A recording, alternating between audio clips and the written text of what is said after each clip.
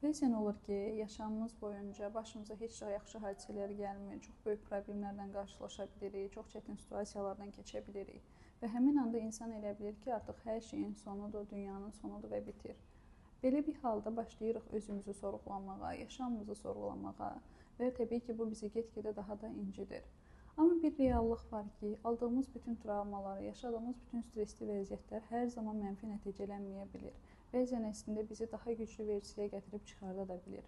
Bunu necə izah edeyim sizə? Belə bir qələm var əlimdə, 2 qələmdir. Bunlardan biri yonulmuş qələmdir, istifadəyə hazır olan, istifadə edə biləcəyimiz qələmdir. Digəri isə ümumiyyətlə yonulmamış, uc hissəsi dümdüz olan bir qələmdir. Bunlara baxsaq, məsələn, ola bilər ki, bu daha səliqəlidir, daha yaxşı görünə bilər, amma istifadəyə hazır versiyası budur demək olar ki.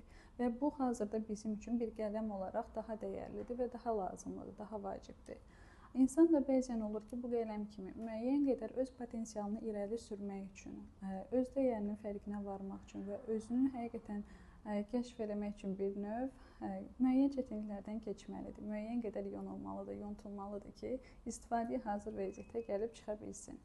Yaşamımız da belədir. Bəzən başımıza gələn sınaqlar əslində nə qədər canımızı ağrıtsa da, nə qədər bizi incitsə də bizim daha yaxşı versiyamızdan tanışmamız üçün vacib ola bilir.